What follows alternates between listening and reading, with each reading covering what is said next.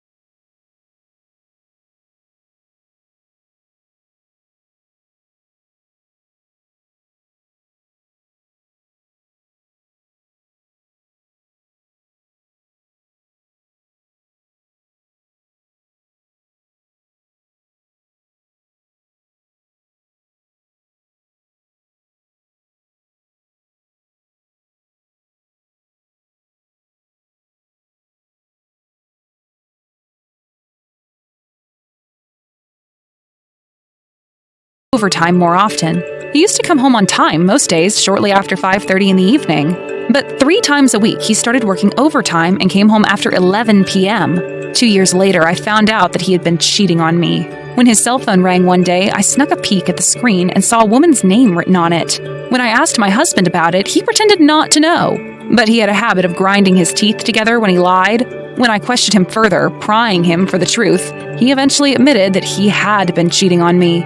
I became sure he lied about working overtime to meet this woman. I won't do it again, I swear on my love for you, Hillary. It'll never happen again. I'm so sorry. You really think an apology is going to undo all of the hurt you caused me? I swear on my life, I'll never do it again. Please believe me. Give me another chance. How can I forgive someone who betrayed me once already? What you ask is impossible. I couldn't forgive my husband. When he cheated on me during this time, I found myself unable to trust him at all anymore. No matter what he said to me, I only saw him as a traitor. I didn't want to talk to him anymore, and the conversation as husband and wife dwindled away into non-existence. He continued apologizing to me for a whole week after I found out about the affair, but I never forgave him. After a month of living in this manner, he confronted me with divorce documents. I can't continue to live like this. We can't be married like this. This is not the life we envisioned we'd have. I want a divorce, please. When I looked at the divorce papers, I saw that Rick had already filled his column out. I didn't give an answer right then and there and told him I needed some time to think about it. I thought it was convenient for me to think about it the moment the divorce documents were presented to me, even though I was the one who had pretty much thrown him out of my life. But I wanted to take some time to really think about him and about us. I took some time one day to calm down and think about it, and I realized that my husband had stayed with me even though he knew I couldn't conceive any children. I thought that if I divorced him after just one affair, it would only be a betrayal of a man who had forgiven me once before for something that was already a deal breaker. I thought that to divorce him over a single affair would be to betray him when he had given me another chance at a nice life together without children. I asked myself whether it was the right decision to separate from Rick, who'd undoubtedly gone through quite a thinking session himself when he found out I couldn't bear his children. And as a result, I decided that if I could actually build a relationship with him again, I wanted to do it all over again. I'm sorry, Rick. I took some time, but I thought it over and I decided I don't want a divorce. You've been acting so cold and so unforgiving like this for a long time, Hillary. My patience is gone. I'm sorry, you accepted my infertility, and that must have been quite hard to do. I can't just cut you out of my life over a single small affair. You accepted me with a kind heart, and I was so narrow-minded. I forgive you, honey. I'm very sorry about these last few weeks. Well then, I guess all that's left to say is, let's try our darndest to make each other happy, yeah? And now that you're sorry about being unreasonably unforgiving these past few weeks, you ever act like that again, we're getting a divorce. I'm so sorry. So we didn't get divorced in the end, but then for some reason, Rick's attitude started to get more arrogant and condescending. Maybe he started to think that because I apologized and told him I didn't want a divorce, I was now at his beck and call. Rick, who had been so kind to me, had a complete lapse in personality and turned into a totally different person. The hell is this sludge? I'm in the mood for Japanese curry today. I've already made the meal, Rick, so why don't you just eat this delicious hamburger steak I made you? Who the hell settles for hamburger steaks when they want Japanese curry? I don't need this. So, in a nutshell, he became extremely picky and selfish when it came to the meals I prepared for him. Additionally, since we both work our own jobs, we used to contribute the same amount of money to the same bank account for living expenses, but he stopped contributing his share after a while. I asked him why, and his response was, We're not getting a divorce, right? Then why do I have to pay a living expense? Needless to say, it was incomprehensible logic, if it was logic at all. He must have taken advantage of the fact that I gave him the cold shoulder, and emphasized his grudge against that by becoming more aggressive and condescending. I was a little annoyed with him, but then I told myself to consider this. Which was a bigger problem in our marriage, infidelity or the inability to have children? When I consulted the scales on which was the bigger issue for us as a couple, my infertility obviously had to be the bigger problem, no matter how I twisted my ways of thinking. Therefore, I had no choice but to listen to Rick. One day, while I was living such a life with Rick, I received a call from Mom. I answered the phone and heard that Dad had collapsed and had to be rushed into the hospital. Seeing the expression of dawning panic over the phone, Rick approached me. He must have heard Mom's voice over the phone because he said that he would come to the hospital with me. When we arrived at the hospital, I found Dad asleep in his bed. Mom told me that he had suffered a stroke that left him paralyzed on the right side of his body, and that he would need to be cared for from then on. My parents gave birth to me at a more advanced age, after 40, and Mom herself was now over the age of 70. It would be very difficult for her to take care of my father by herself, and she evidently asked me if I could help her. When she did, I began to wonder what I should do. If I had to take care of Dad, I would have had to live in my parents' house to take care of him. It's not far from where we live now, so it's not impossible, but I was worried that I would neglect the housework at home. And what with Rick's new personality founded upon arrogance and egotism, I knew he would not like that and make my life more miserable than it already was. I found myself thinking about it hard and never responded to Mom's request. Of course she can help, Mrs. Mulligan. I can also help out when I'm not working. We could even live together if you think that's what's best for Mr. Mulligan. I'd be more than happy to live with you if you'd like. I was so surprised because I never thought Rick would say such a thing. Dad was going to be hospitalized.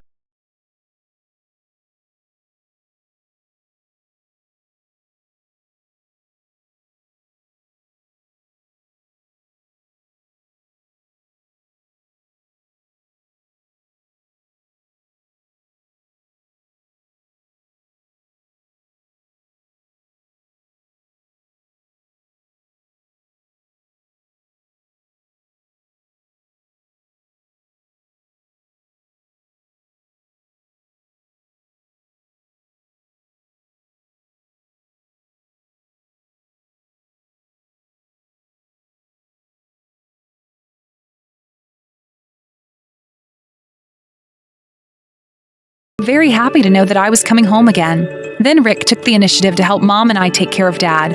Whenever Dad had to go to the hospital, he drove me to the hospital and carried my father on his back when there was a step in front of him, or some other obstacle.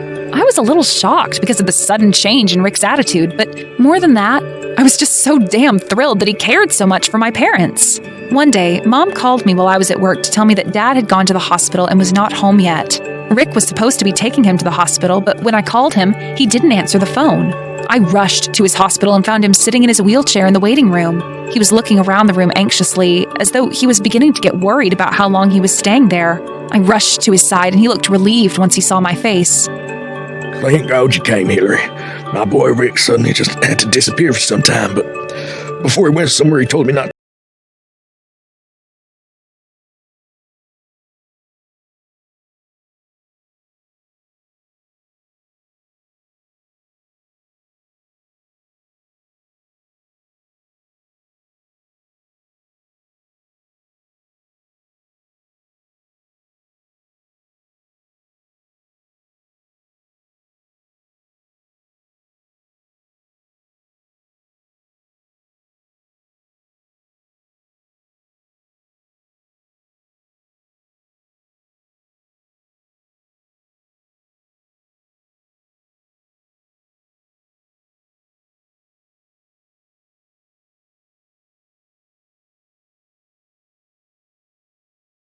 you doing, for crying out loud? My job contacted me about some trouble that happened. And after a bunch of phone calls, time passed by like a bullet. They told me it was a simple job that would take no more than 20 minutes, but 20 minutes, my sweet frickin' patootie. I only just got off. 3 hours later. I had to get to my job and I asked her father to wait for me a little while, but it ended up taking much too late. Rick was desperately trying to hide something by making all these excuses. I couldn't tell because I couldn't see his face, but something about his tone of voice told my gut he was grinding his teeth together. The very same sign he displayed whenever he was lying. I distrusted his desperate excuses from the head-go. And another thing, I was concerned about what Dad had said to me. He'd mentioned Rick had told him, and I quote, "Don't tell anyone." That must have meant that he didn't want it to be known that he had left my father behind. I couldn't entrust Dad to such an irresponsible person any longer, so I decided that I would take Dad to and from the hospital myself. Nothing serious happened on that particular occasion, but once I considered the possibility that Rick's suspicious behavior persisted and something more serious happened to Dad as a result of it, for his safety and for assurance for my worried self, shouldering the burden myself was the best option. Remember the period of time when Rick suddenly started working overtime more often and not being home on his days off? He had been helping me take care of Dad, but once he started working late more often once again, he stopped taking care of him altogether. Then one day, Dad collapsed once again. He was admitted to the hospital and was told to be bedridden for the foreseeable future. According to the doctors, every day was quite a mountain to surmount. So I took some time off work to be ready for anything, alongside Mom. Rick, however, hardly came home since Dad was hospitalized.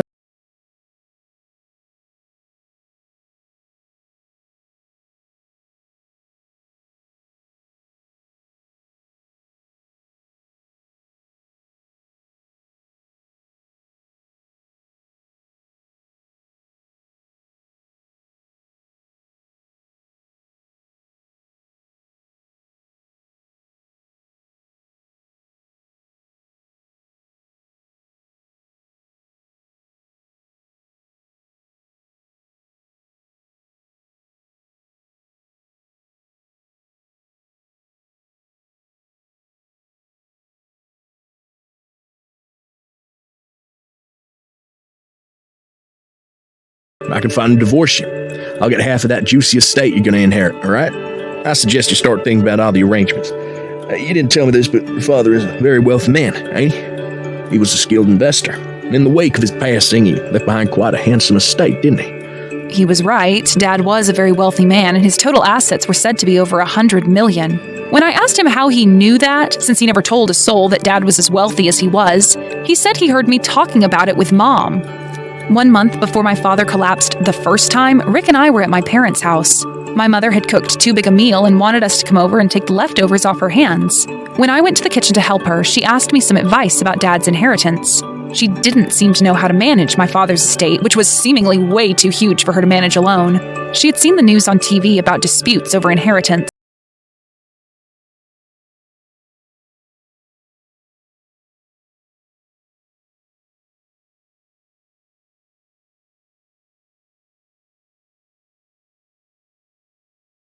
Participate in his care, he might give me all the money instead of just a sliver of it. He was actually laughing as he said that. So give me half of what you got, then we'll get a divorce. What are you talking about, honey? We're already divorced. When I told him this truth, Rick's triumphant look instantly vanished and was replaced with a pale expression of panic. His mouth gaped open in surprise, and the look of astonishment was the most hilarious highlight of the day. So here's the truth.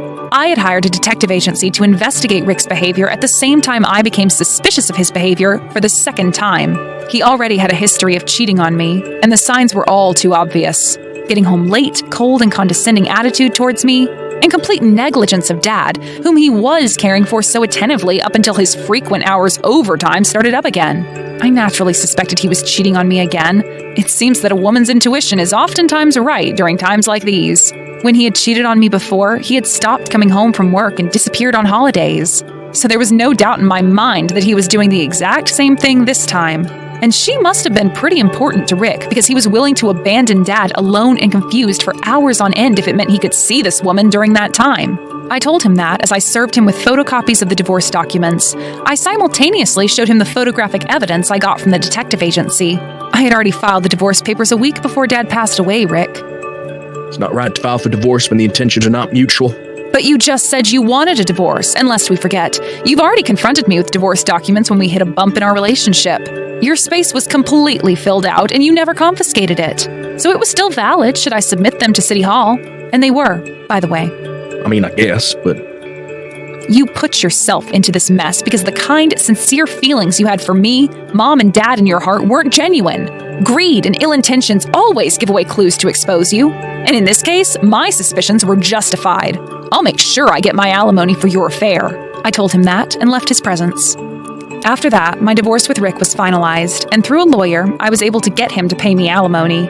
Rick was planning to live lavishly with his girlfriend with his share of Dad's inheritance, no doubt, because he actually bought a luxury tower condo and was even planning a year-long overseas trip.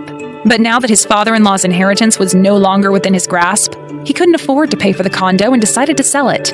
However, the problem with the condo's location was quite substantial, as it's not near a train station, nor was there much public transportation. Because of these factors, the price of the condo dropped dramatically.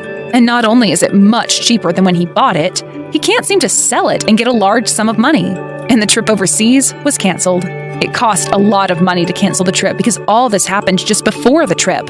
Rick ended up having to borrow money to pay for both the alimony and the trip cancellation fees. I also demanded alimony from his girlfriend, but the bitch made Rick pay the alimony for her and ran off with another guy.